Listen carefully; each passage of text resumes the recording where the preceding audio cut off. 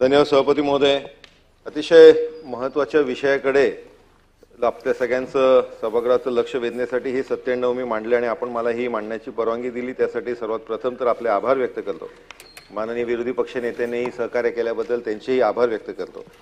सभापती महोदय, ठाणे जिल्ह्याच्या भाईंदर पश्चिममध्ये उत्तन चौकात शरीफ हजरत सय्यद बलेशाह पीर नावाचे या इकडे अनधिकृत असं धार्मिक स्थळ आहे.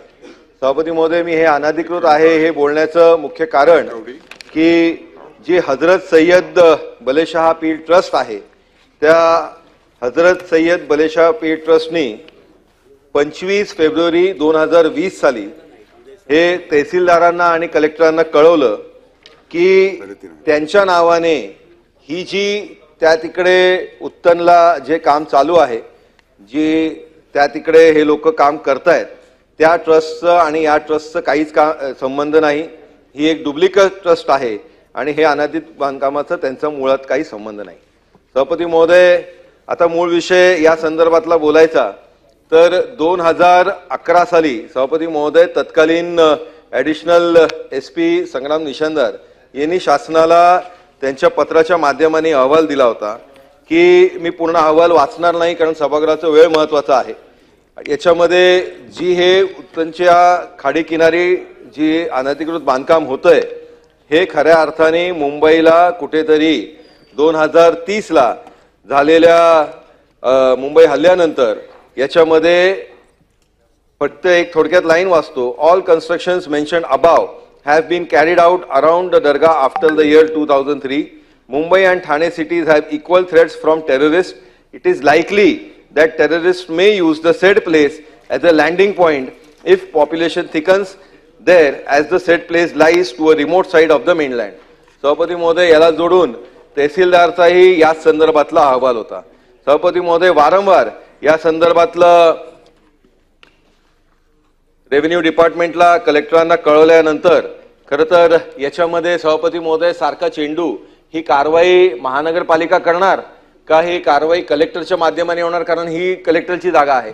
याच्यामुळे माझी विनंती किंवा माझा सरळ स्पष्ट एकच याच्यामधलं प्रश्न आहे की याच्यामध्ये राज्य शासन कारवाई कधी करणार आणि याच्यामध्ये टाइम बाउंड प्रोसेसमध्ये ही अनधिकृत जे दर्गा आहे की जे ही अनधिकृत जे बांधकाम आहे ते बांधकाम काढण्यासाठी राज्य शासन ताबडतोबीने कारवाई करणार का?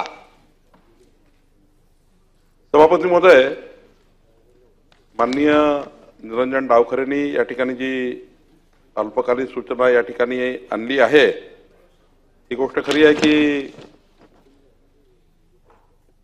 1290 स्क्वेअर मीटर जागेवर हे अतिक्रमण आहे आणि वारंवार नोटीस देऊनही अतिक्रमण थांबत नाही, उलट अतिक्रमण वाढत आहे. काही लोक याच्यामध्ये उच्च न्यायालयातही गेले आहेत. या ठिकाणी हे बांधकाम जे आहे हे आमच्या महसुली जागेवर आहे पण महानगरपालिकेच्या अंतर्गत आहे.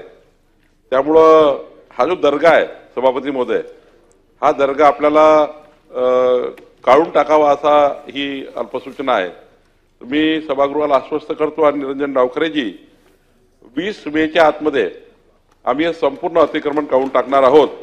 हे अतिक्रमण जे महानगरपालिका आणि महसूल विभाग दोन्ही विभाग मिळून आमच्या अतिरिक्त आयुक्त महानगरपालिका यांनी माझ्याकडे आणि उर्मिला पाटील आमच्या EDO या दोघांनी लेखी दिलेला आहे की अतिक्रमण आम्ही 20/5 तिथून कमी करणार आहोत.